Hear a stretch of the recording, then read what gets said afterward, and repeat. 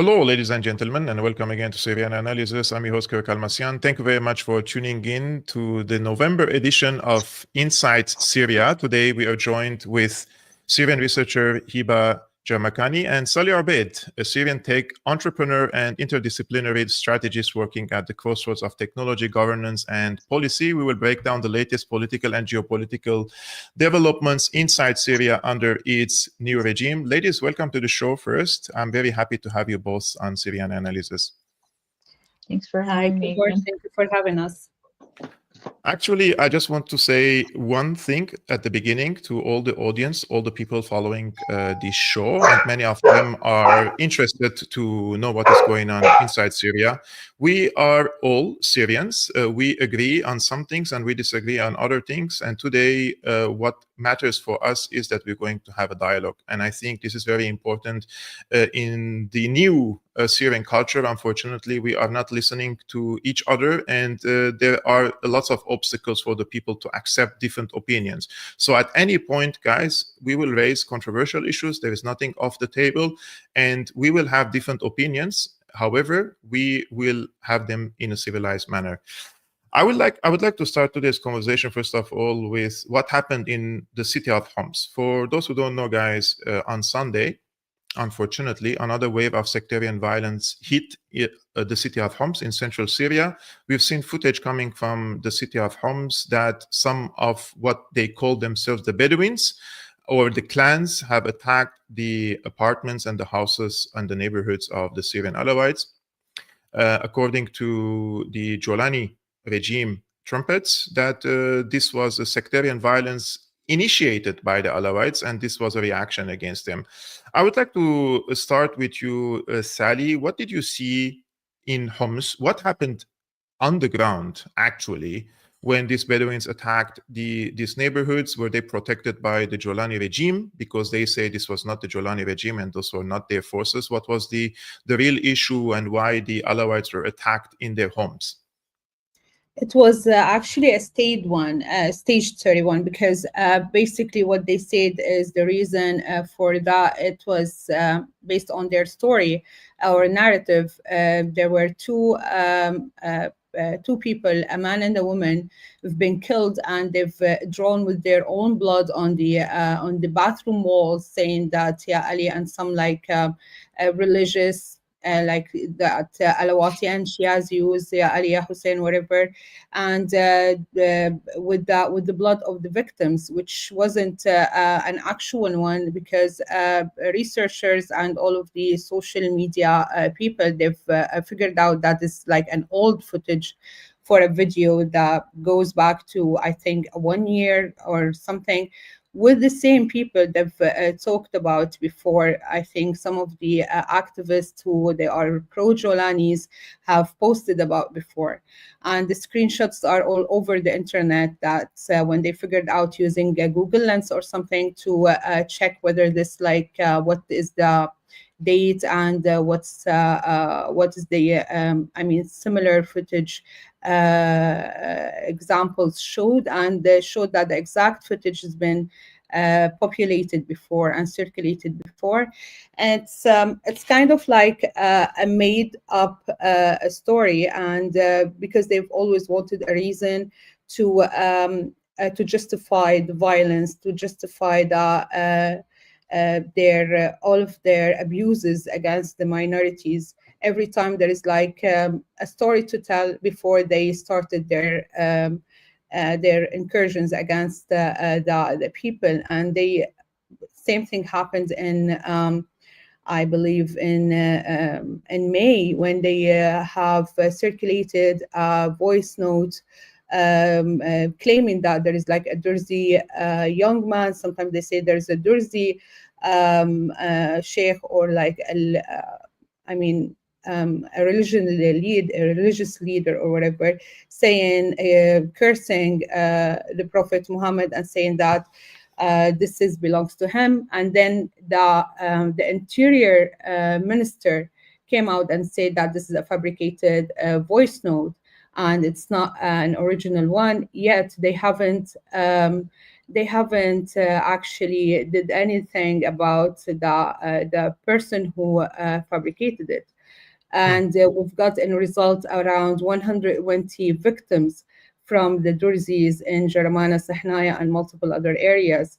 And then the same thing happened when they said when they entered the Syrian coastal area and they started their massacres, saying that okay, a group of armed people, maybe they belong to the previous regime or they don't, and they trapped 20 people or 20 individuals from the general security in a school or wherever, and then all of the approximately some resources say 30,000 victims happened because of that.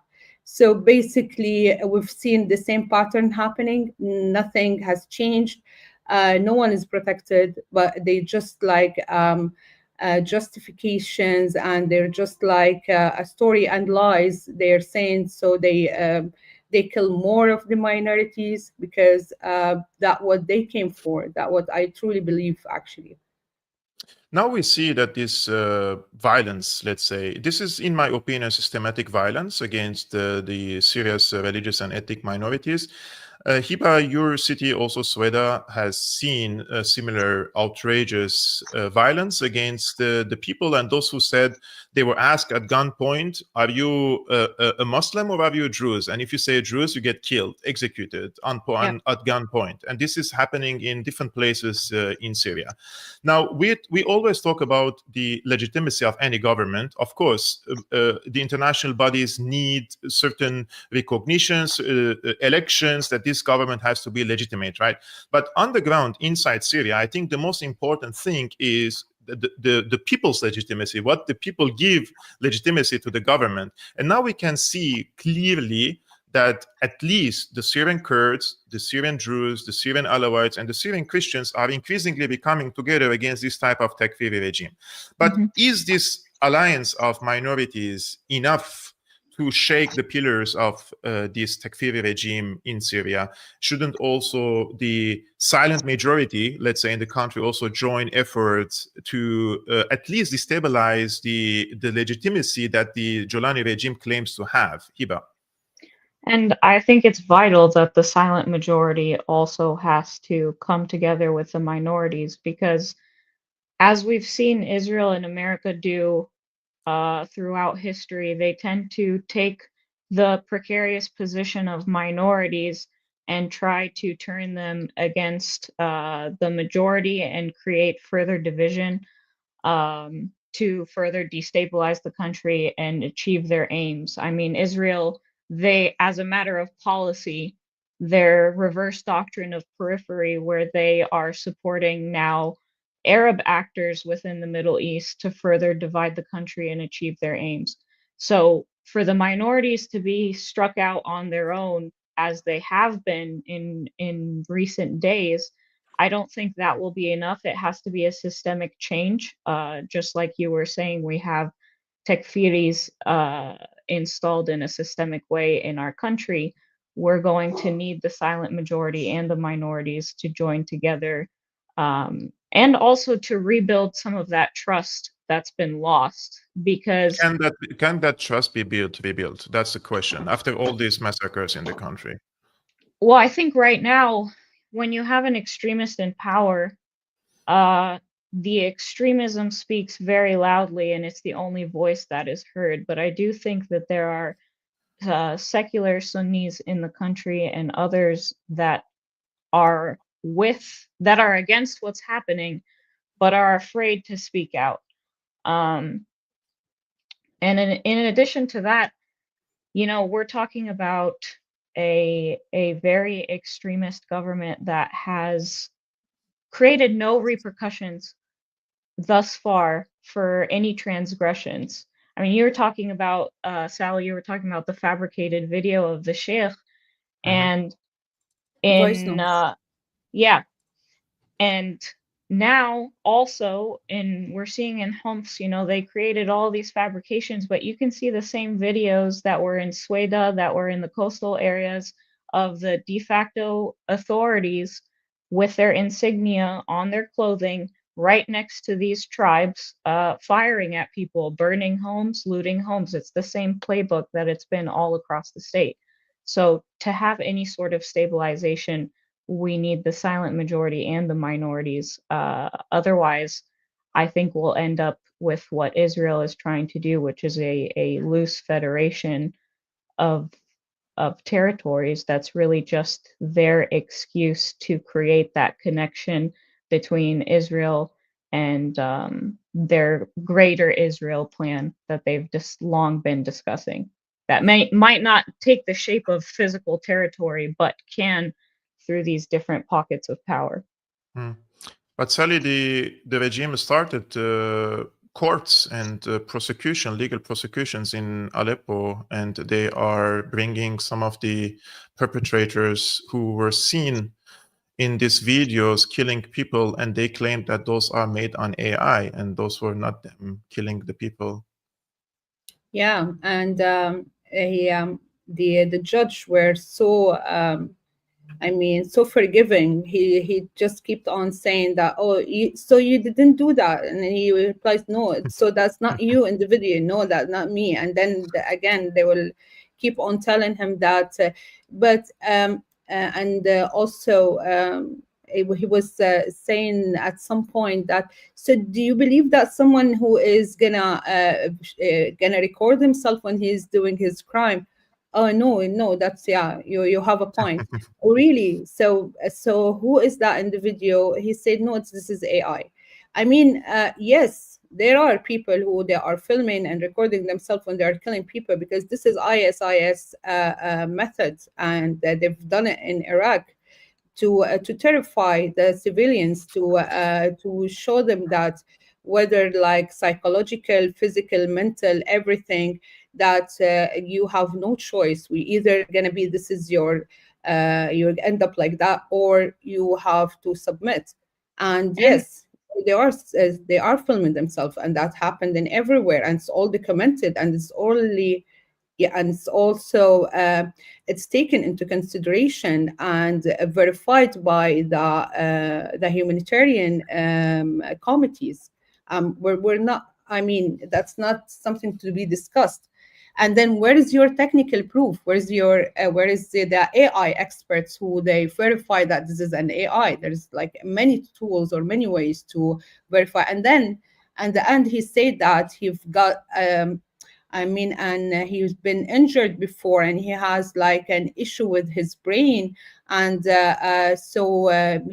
when he confessed before in front of the defense court, I believe, before they end up with the end court or the higher court, he said that, or maybe the prosecution before, he said that, oh, okay, I have a mental issue because I've been like, I had previous I don't know, an injury in my head, and then I can't remember, or I say something without meaning, or I don't intentionally say them. Okay, where's the medical report? I don't know, like seriously. That's so, I mean, hilarious. And we have That, video even footage of sorry, them. Hibbah, even the French media, they've made fun of that. Yes. There's a lot of people made fun of that. Go, Hibbah. I was Go just ahead. going to add that we even have video footage of them telling each other to not record their crimes anymore because of the amount of outrage that was happening on social media, with the plentiful videos that we have of them conducting their massacres and proudly taking videos of it. And yeah, and there is like, I remember that there is a TV anchor, or it's a journalist, were saying that, when are we going to stop taking videos while we are executing on people? a Syrian Like, national TV, that was on a Syrian I mean, national TV, on Al-Ikhbariyya Suriye. Exactly. And I was like, what is that being seen publicly on the TV, on the international, on the media? It's really weird. Well, on the Syrian national TV the other day, I saw some of the segments analyzing the recent visit of Netanyahu to newly captured and occupied territories, and their expert was saying, "عيب على Netanyahu," like shame on Netanyahu. That Shame is. on him. Shame on So him. where Naughty is the boy. response? Where is the response? What should be the response of Jolani? Meanwhile, Israeli forces are expanding inside Syria, The and strategic he's. patience Hmm. based on the representative in the U.S., the Syrian representative in the U.S. He said strategic patience. But is the Jolani regime capable of responding in any meaningful manner, anyways? Well, the question is, do they really want to? It's not. They don't want, for sure, they don't want to But respond why? because their legitimacy depends on the U.S. approval. And once they respond against Israel, the U.S. will withdraw this approval. Well, they then the minute they entered Damascus and they assigned themselves as authority, the new authority, they have been saying repeatedly, we aim no harm. We are a peaceful neighbor. We don't want to do that, which completely contradict with whatever he's been saying throughout his career, that we are gonna go and continue to liberate Jerusalem and all of this, statements and announcements and stuff. We don't want him to do anything. We just want him to at least protect the borders. The courage that Israel has been feeling, moving around and moving from like a ground incursion to an airstrike to even taking like a drone footage or whatever, as if they are their own land. That's basically is what I believe that's the price of keeping him in his position, keeping him and recognize him as the real Syrian president, to stick to the chair, to stick to the, to leave, to lift, to remove his name from the sanctions, to like give him more, let's say, facilities, such as also removing the sanctions on his financial accounts or financial assets, to keep on, keep the money flowing into his account and into his, into whatever is anything against what is claim to see, like he wants like a prosperity for Syria. He wants to make people like live in a better life, liberating, which everything is against liberating. What is really needed in that stage is just to let people feel safe to go to their work, to keep the economic wheel running, to just let the farmer go to his own farm, let the whatever the employees go to their work without feeling like threats for their life. That is all what's needed to Yes. first start with the stabilization and let the refugees, the displaced people, to go back to their own homes and rebuild. But they didn't do anything like that. He just went and said, okay, we wish no harm to Israel, we are a safe neighbor, we are a peaceful ones. And he kept on going and submit to all of the authorities, all of the countries in the world, except for his, or for the people, for the Syrians. It's not his people, because we don't see him as a president. Yes. So it's not his people. It's to the Syrians that he claimed that he came and he wants to run the state. I believe that this is the price that we as Syrians are paying without our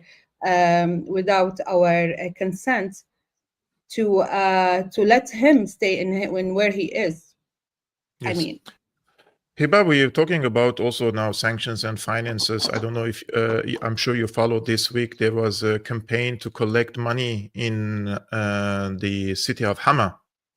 And I have seen few figures, one of which is Abu Amsha, who is under US sanctions.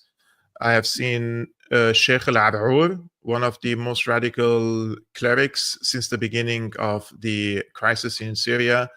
He was calling for sectarian violence and mobilizing his people against the former regime. And these people donated millions of dollars, millions and millions of dollars. One of them was 5 million and the other one 1.5. This is not 6.5 millions. for Yeah, Sheikh by the Walid way, and guys, yeah, 1.1 for Abu Hamsha. guys, this is not Syrian pounds. This is dollars we're talking Dollars. about. Hibbah, your take on this outrageous theater?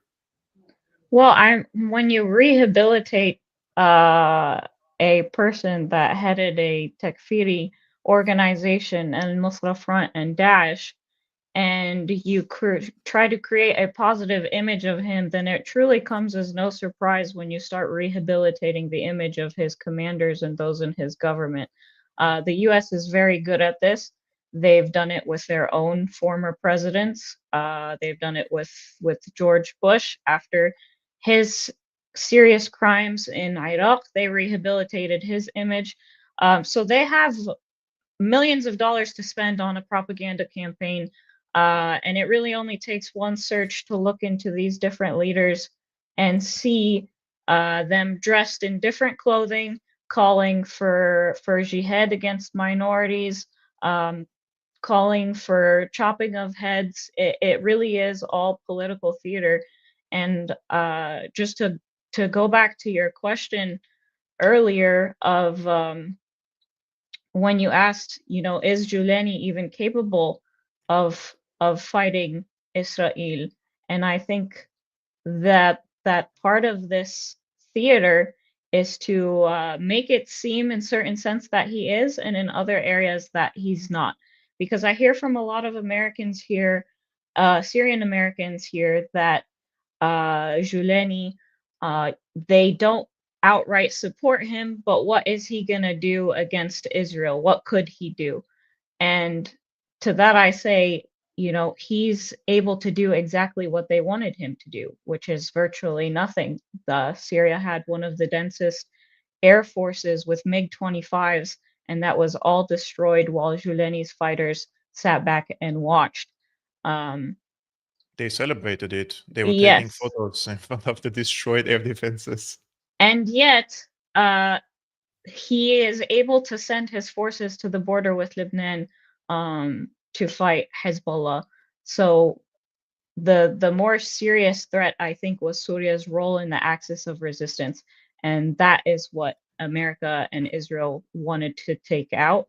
And it seems, Barack told Juleni that they were in this together and they were going to fight with Washington and Tel Aviv against ISIS. And what that actually means in practice is that they're fighting the axis of resistance. But before I continue, our moderators, please just warn this Wenzel that he stays in line and on topic, or we will kick him out of the chat, because we want for everybody to have a conversation here. If you have a certain agenda, please, you can find a different YouTube channel, Habibi.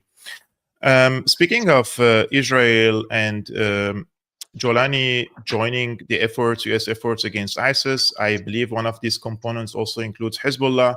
But now that Israel is expanding inside the country, they are also presenting themselves as savior of the minorities, an increasing number of the minorities we see inside the country at gunpoint say we don't have a problem with Israel if they want to protect us nowadays. And I'm not saying I like that at all, because I believe that Israel played a really destabilizing force in the country. But I would like to hear both of you, your thoughts about Israel's defense of Syria's minorities, and what does that mean for the future of Syria? First, for the correlation that they said that he joined to, I also believe that Hamas is part of the terror groups that they say they have to fight, besides IS and Hezbollah. So what I truly believe that he never fought Hezbollah. He basically had a good relationship with them, and that's so unpopular opinion, or maybe it's popular. Um, towards a lot of people who were like documenting and keeping an eye on their behavior, and we were working with a lot of research group back then, since the beginning of Jabhat al-Nusra and then the HTS. Why I'm saying that, also there is a lot of reports saying this is, saying that there is more arms that's been smuggled into Lebanon than before. It's They have rebuilt some of their infrastructure in Hezbollah. So he's playing like let's say a dual roles here. He, as we can see, before, he kept on condemning Russia, Iran, and so many other countries. He's also attacked the Gulf leaders. He attacked so many people, and also America, all of these countries. Now he's shaking hand with them. So what I truly believe that is, now, if he is some of the, let's say, supporters, pro-Jolani people, they saying that, okay, he's because Israel is attacking Syria because they are so offended by him coming to the authority, or being the ruler of the state of Syria. And they saying that he's gonna also keep on his promises. He's gonna go and liberate Jerusalem, and all of these claims. But first of all, is he really in, let's say, gonna fight IS? Can he really detach all of his commanders and the leaders from their relation with IS? He came from IS. Not only him, is also the Interior Minister, Anas al-Khattab. Until 2014, they were part of IS. And then actually, Anas al-Khattab, he started with them in Iraq in 2007, I believe. And his name, Abu Ahmed Hudud, is because he was on the borders between Syria and Iraq, and he was managing and facilitating the jihadis who they are coming from Syria to Iraq. So do they don't have a real connection still with them? No, because they still have, and we've seen that in so many incidents. There's I remember that the doctor, his surname is Hamadi, but I don't remember his first name.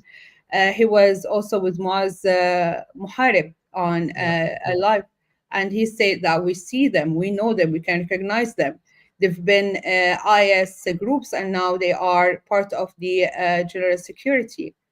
And that's the first evidence. And second evidence, I remember that also two of, or I remember one or two. I remember that they are the emirs they are emir in IS, and they've been spotted with the general security in the attacks on Suwaida, and that is from Mawali tribe in Hama, and yeah, he was there with with other IS uniform dressed individuals, and so many other proofs that they, and also the latest one that Charles Kirk, Charles Lister, sorry, Charles Lister Charles List. has posted about, and also lots of outrages saying that he was with the mayor of with Damascus, or urban Damascus.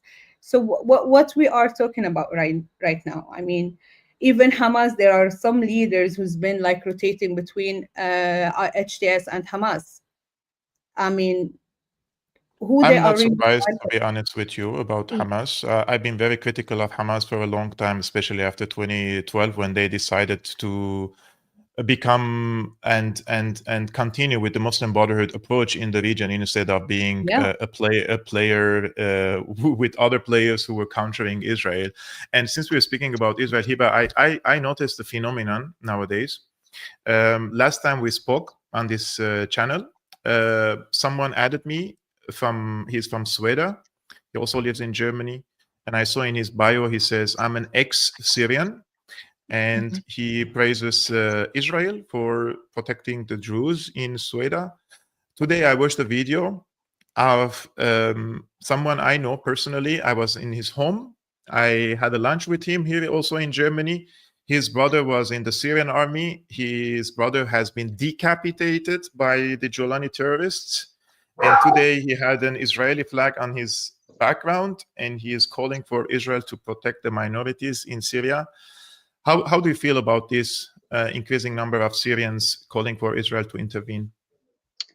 It's disheartening to say the least. I've seen it in my own circles as well in the Druze community. I've seen a lot of Druze people sharing Israeli voices, and the thing that bewilders me is the amount of trust in Israel as a honest peace broker for the Druze community. Of course, I can't blame the Druze in Syria that have watched their neighbors come into their towns and slaughter them and point guns at them.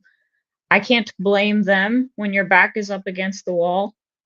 You look for any amount of hope and change, but this phenomenon that I'm seeing of people outside of Syria that are Druze, you've seen what Israel does, even with its allies such as America. When they're upset with America, they make threats and they don't treat anyone as they treat each other.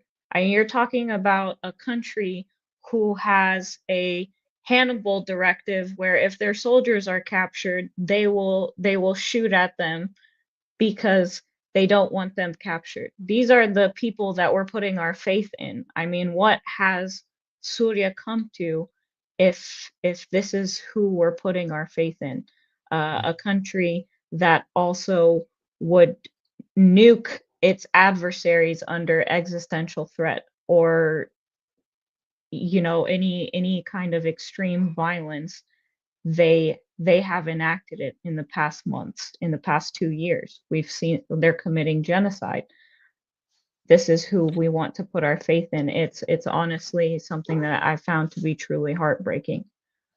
But I do think, sorry, I do think that there's a distinction to be made between Hezbollah and Hamas, and I would not put those two organizations in the same category.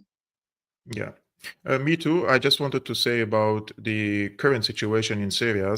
Some people come and say, well, the biggest winners of the Syrian war are Turkey and Israel, and now they are building the spheres of influence, and the people now have no choice but decide under whose patronage they're going to live, since there is no independent government in the country.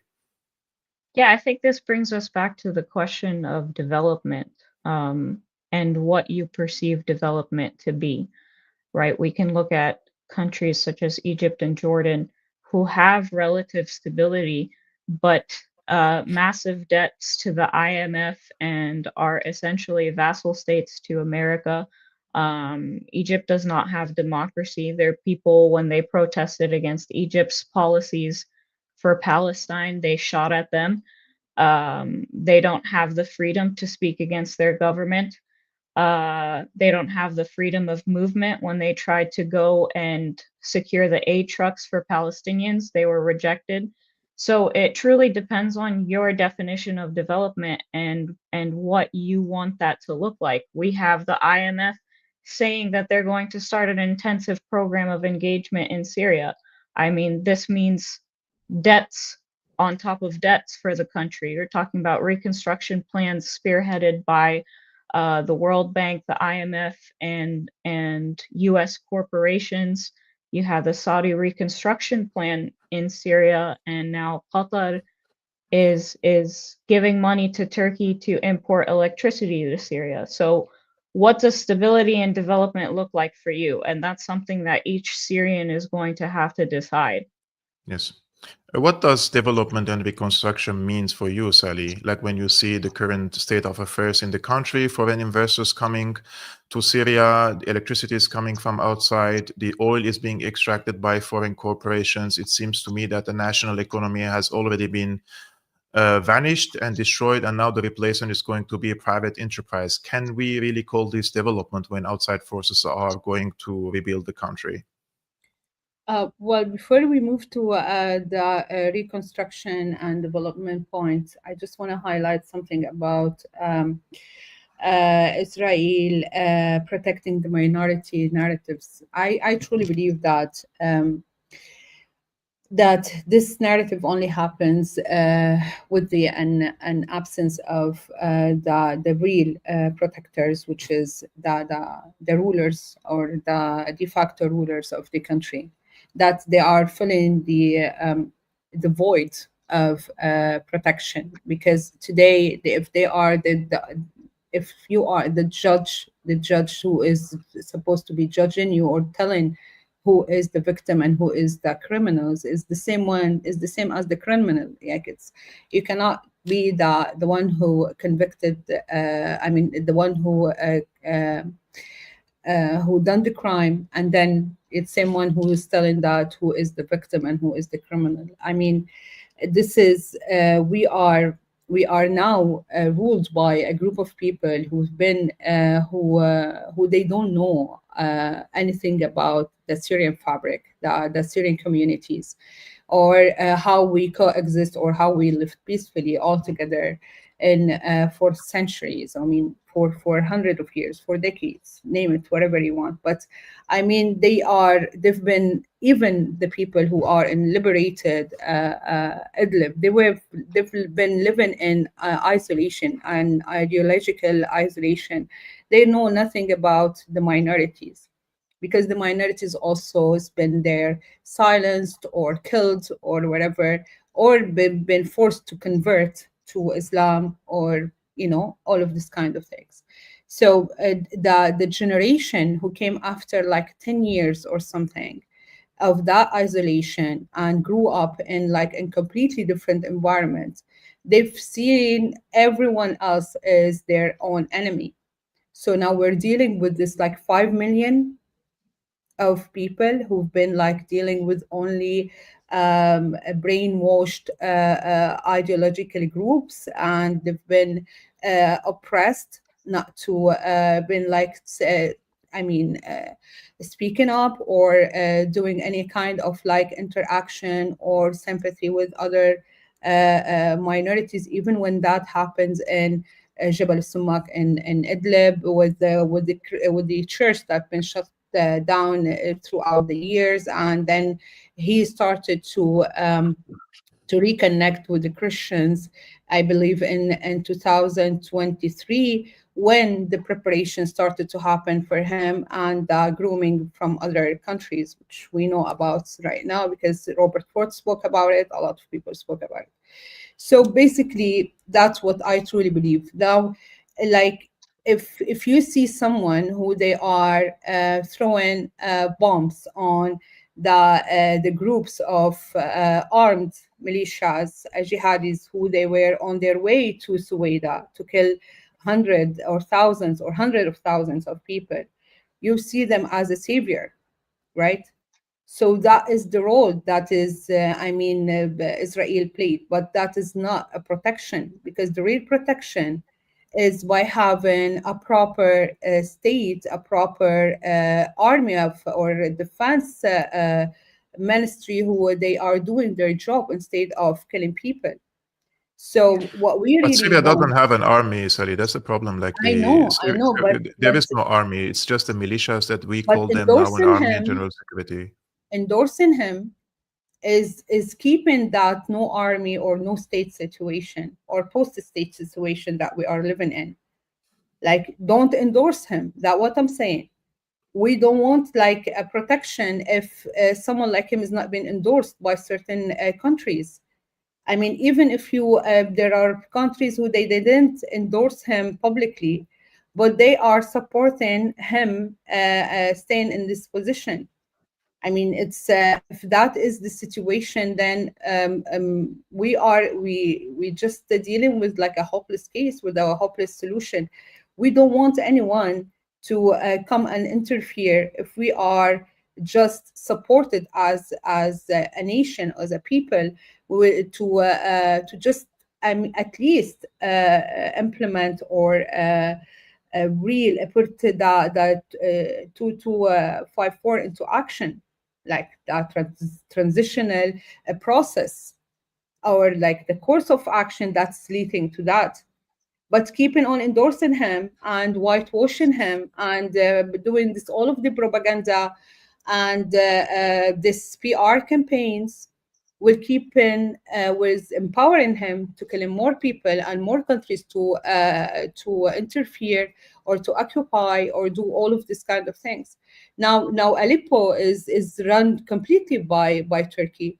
Now Yes. the airports, they're like security check from Turkey. They're checking your passport. I've heard it from France, who I mean, they the Syrian ID, the Syrian driving license, and the Syrian passports are being issued in Turkey at the current moment. Like the printing is going on there, which yeah, means Turkey has collected the data of all the Syrians. Now, of everyone course who's they going did. to Of renew a course they did. passport or any document, they have all the data of the Syrian people.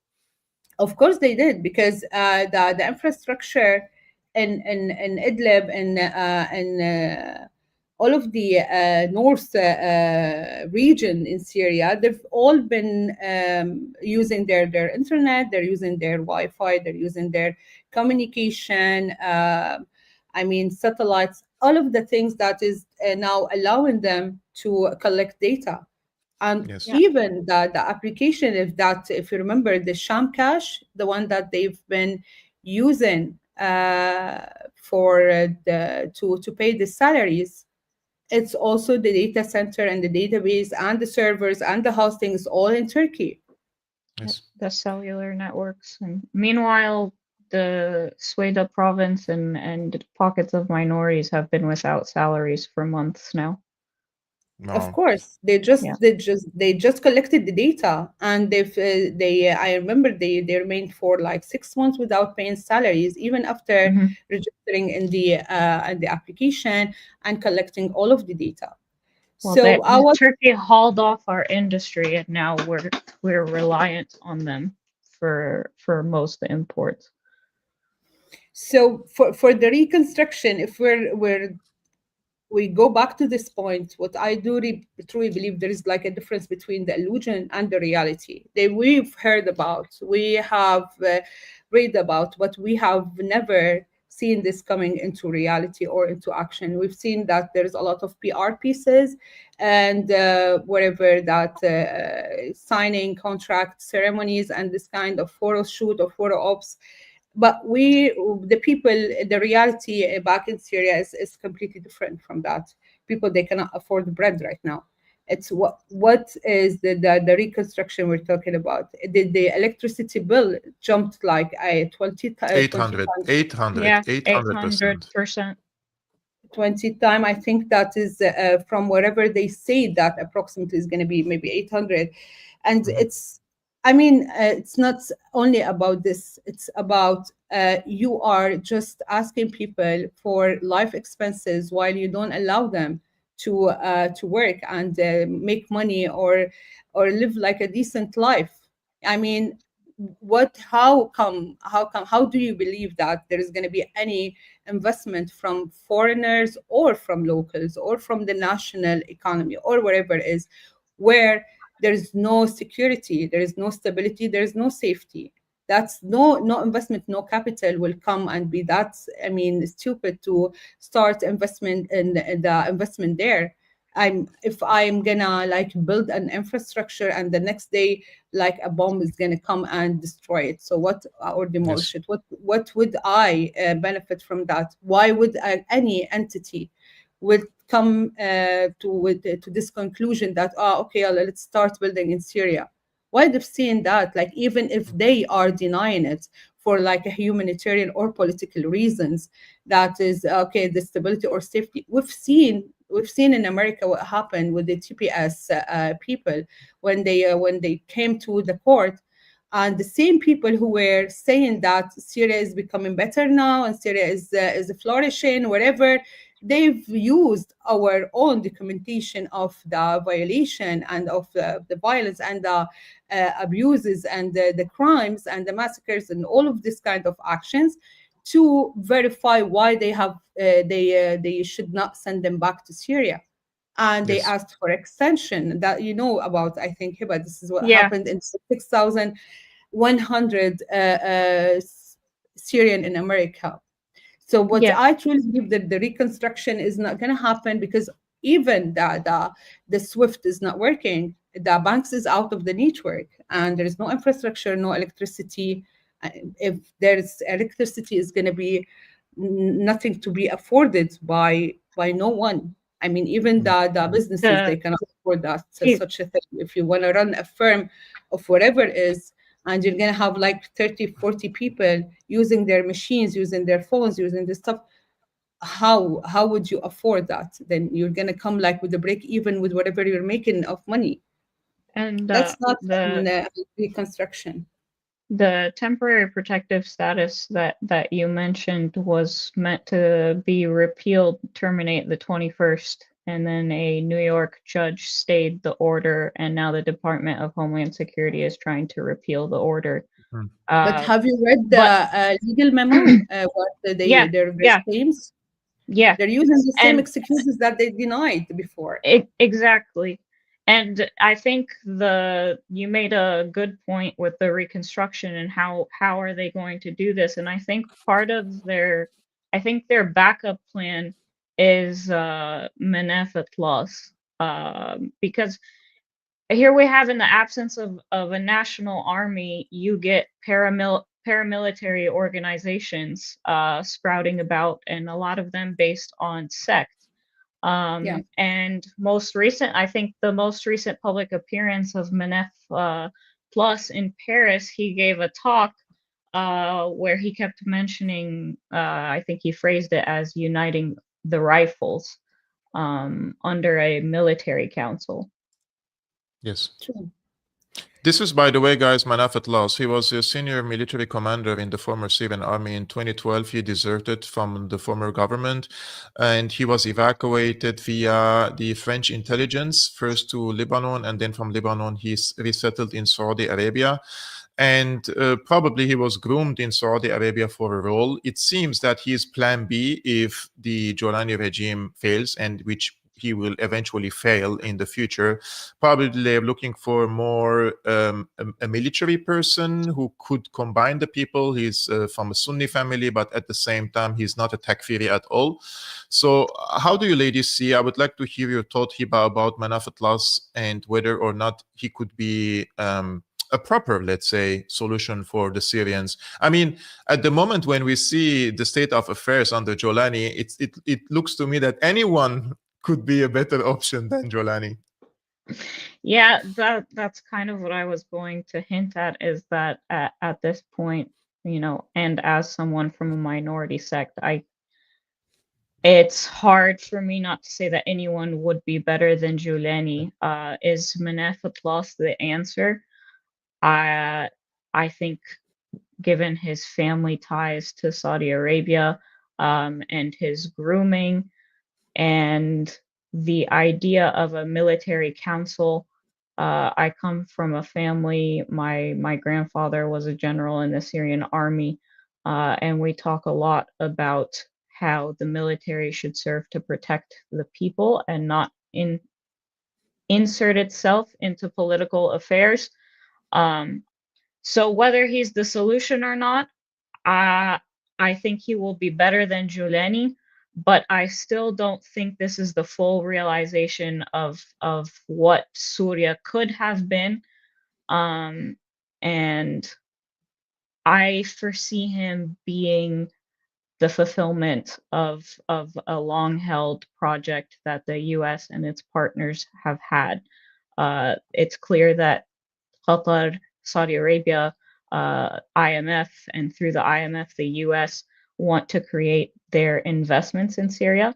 And if Shudeni can't control his Takfiri gangs, which it's apparent that he cannot, then they will find someone that will be able to do this so that they can institute these different financial projects and keep Syria under their subjugation so that it never fully materializes as a sovereign, independent country.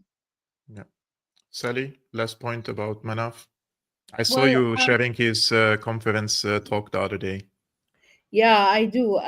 Actually, look, for Manaf class, there's so many, let's say, angles or pillars to tackle here. So first, I currently, he's the only figure with like an institutional capacity that is like in the middle of this chaos.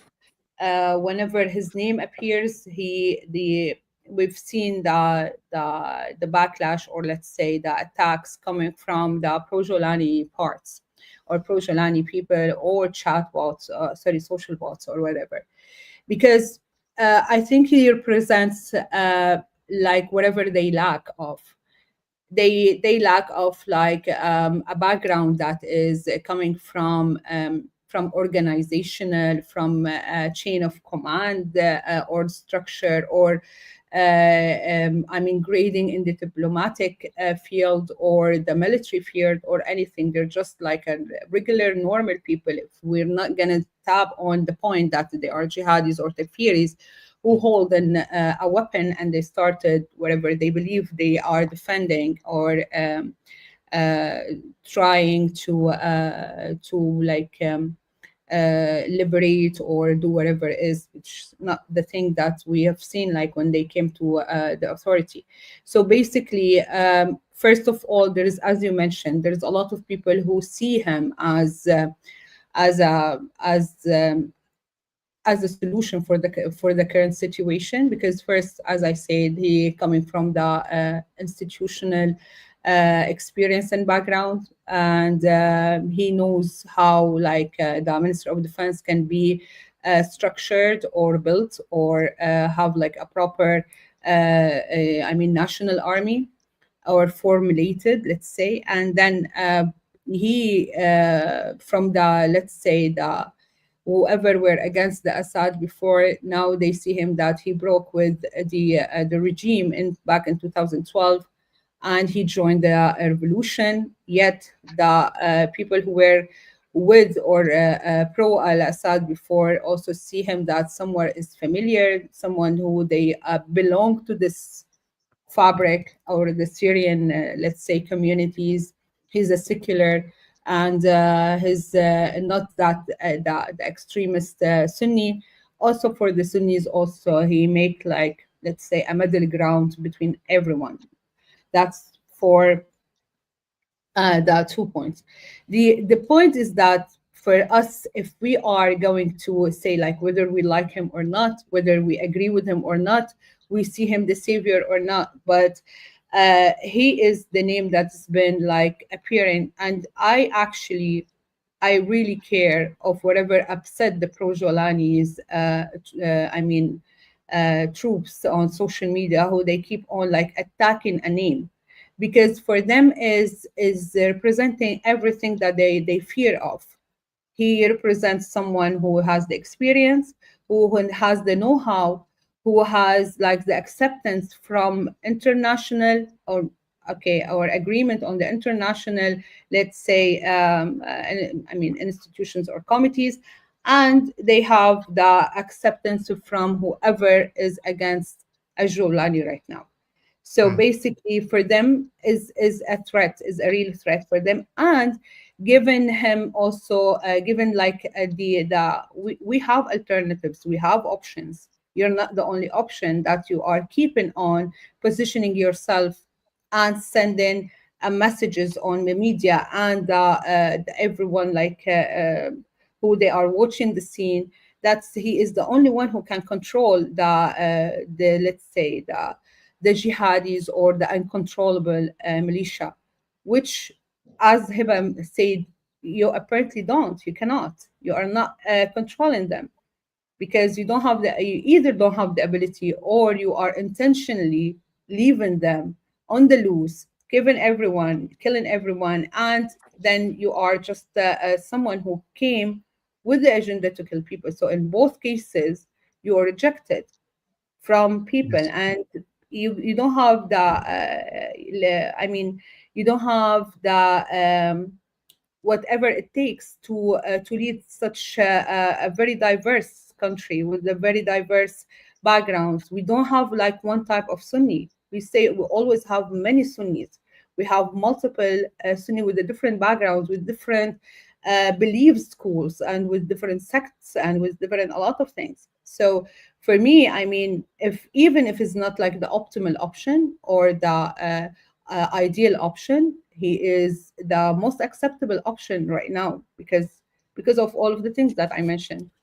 Yes, and from what is presented now and what is available, as you said, he's definitely the better option than Jolani. And since you also mentioned that many people were also on the side of the Assad government in the past, and they are accepting nowadays Manaf, although he deserted. This also proves the point that the people, especially in the minorities who supported Assad in the past, they don't mind someone Sunni to come to power. They want someone who is moderate, and he could present equal rights and opportunities for everyone. And I think every sane person hopes and wishes for Syria to go back to normality, which means that people are not being killed in the street at gunpoint and after the question, are you Muslim, are you Druze, are you Muslim, are you an Alawite, and all these questions that including my ancestors have witnessed during the Armenian genocide. We truly want for the Syrian people, regardless of their ethnic and religious background, just to live and coexist and rebuild their country. I think this is the most normal thing to ask for the Syrians. Unfortunately, we have what I call a fascist regime, and I hope that his legitimacy would be revoked, especially by international and regional powers, and they would promote an alternative path for the Syrians. And we have a lot of educated and we have a lots of capable people in Syria. It's just beyond me how the consensus was on Jolani, who probably doesn't even have a sixth grade certificate, and he was an expert in building car bombs. Is this the best? Is this what Syria can produce the best? No, that's completely untrue. There are so many people are, as I call, the silent majority. I make these streams with you ladies because your voices are very important. We agree and disagree, but at the end of the day, we show a civilized picture of the Syrians, which unfortunately around the world, these Jolani people have been trying to tarnish so much. And for the people who are asking me if these ladies are in Syria, the answer is no. And if they were in Syria, I would not have hosted them because I would not have wanted to put them under security threat. I have hosted people from Syria in the past, as you may know, guys, in the past 10 years. And I put all these videos in private because I don't want to put anyone at risk in Syria for expressing his opinion in the past or recently. So that's how we have to operate until the situation is over in Syria. Hibbah, my dear, thank you so much for your great insight. And Sally, thank you so much also for coming to the show and for your participation and insight on this show. I think this was very important talk between Syrians. And I hope all of you guys have learned something and enjoyed this conversation. We will definitely do more. For the moment, I'm doing this monthly, which is called Inside Syria, the last Monday of each month. And we will do it again in like 3 to 4 weeks. So I wish you peace. Peace be upon you, Hibbah. Peace be upon you, Sally. And peace be upon you guys for joining in today's show, whether on YouTube or on Rumble. And special thanks to our moderators who were managing the live chat today. And I will see you tomorrow, guys. Peace be upon you. Salam. Salam. Bye bye.